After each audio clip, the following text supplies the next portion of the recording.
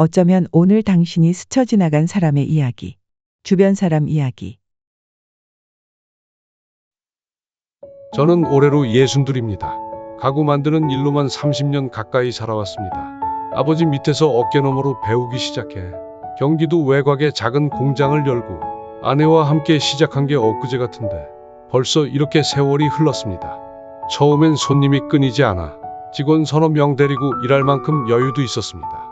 아들, 딸 키우고 내 식구 먹고 사는데 부족하지 않았죠. 하지만 10년 전쯤부터 수입 가구가 인기를 끌고 인터넷 판매까지 늘면서 상황이 급변했습니다. 우리 공장의 경쟁력은 점점 떨어졌고 형편이 어려워지자 직원들 월급도 제대로 올려주지 못했습니다. 결국 한국인 직원들은 하나둘 떠나갔고 남은 건 필리핀에서 온 외국인 직원 조엘 뿐이었습니다. 조엘은 착실했고 우리 형편을 이해해 한국인이었다면 진작 떠났을 급여에도 군소리 없이 일했습니다. 일 배우는 것도 빨랐고 기술 하나하나를 진심으로 배우고자 하는 모습에 저는 기꺼이 제가 아는 모든 것을 전수했습니다. 우리 부부는 어느새 조엘에게 많은 부분을 의지하게 되었습니다. 그런데 5년이 지났을 무렵 조엘의 태도가 달라지기 시작했습니다. 어느 날 조엘이 제게 찾아와 말했습니다. 사장님, 저 공장장으로 승진시켜주세요. 월급도 올려주세요. 솔직히 충격이었습니다. 저는 당황스러운 마음에 물었습니다. 조엘아, 우리 사정 뻔히 알면서 왜 이래? 좀 기다려주면 안 되겠니?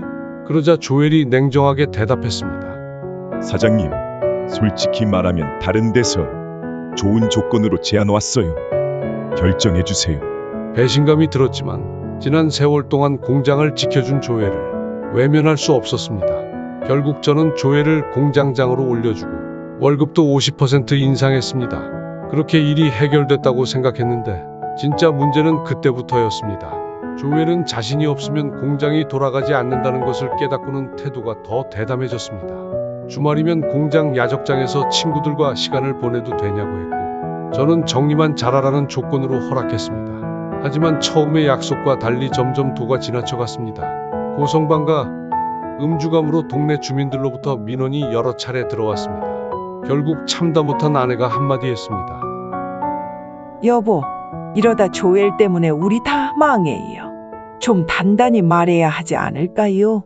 저도 결국 조엘을 불러 말했습니다. 조엘아, 이렇게 하면 안 돼. 민원이 들어오잖아. 그러자 조엘은 불만 섞인 목소리로 말했습니다.